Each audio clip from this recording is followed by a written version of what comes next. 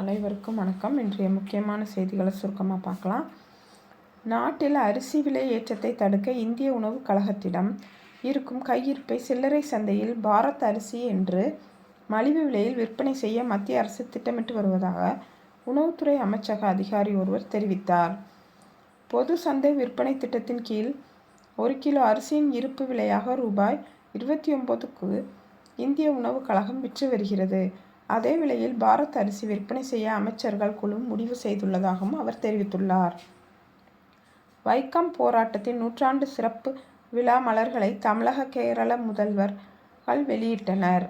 இதற்கான நிகழ்ச்சி சென்னை வேப்பேரியில் உள்ள பெரியார் திடலில் நேற்று நடைபெற்றது.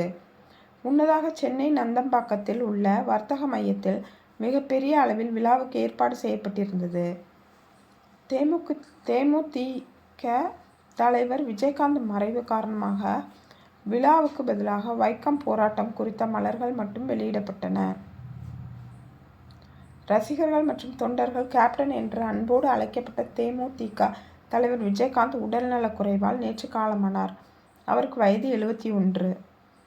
அவரது மறைவுக்கு பிரதமர் மோடி, காங்கிரஸ் மூத்த தலைவர் ராகுல் காந்தி, மேற்கு வங்க முதல்வர் மம்தா பானர்ஜி உள்ளிட்ட தலைவர்கள் இரங்கல் தெரிவித்துள்ளனர். விஜயகாந்த் உடலுக்கு ஆளுநர் தமிழிசை சவுந்தரராஜன், தமிழக முதல்வர் ஸ்டாலின், அதிமுக பொதுச் செயலாளர் பழனிசாமி, அமைச்சர்கள், அரசியல் தலைவர்கள் மாலை அணிவித்து அஞ்சலி செலுத்தினர்.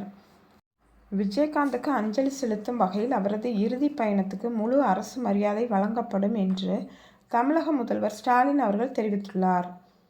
கத்தாரில் இஸ்ரேலுக்கு உளவு பார்த்த குற்றச்சாட்டில் 8 இந்திய முன்னாள் கடற்படை அதிகாரிகளுக்கு விதிக்கப்பட்ட மரண தண்டனையை அந்நாட்டு நீதிமன்றம் குறைத்துள்ளதாக மத்திய வெளியுறவு அமைச்சகம் நேற்று தெரிவித்தது.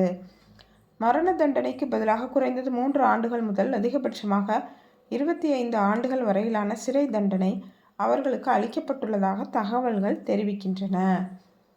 எக்ஸாமுக்கு தேவையான நியூஸை மட்டும் போட்டுட்ருக்கேன். உங்களுக்கு இந்த இன்ஃபர்மேஷன்ஸ் யூஸ்ஃபுல்லாக இருக்கும்னு நினைக்கிறேன். என்னோட இந்த இன்ஃபர்மேஷன் உங்களுக்கு பிடிச்சிருந்ததுன்னா லைக் பண்ணுங்கள். யூஸ்ஃபுல்லாக இருந்ததுன்னா சப்ஸ்கிரைப் பண்ணுங்கள். Thanks for watching and subscribing my channel.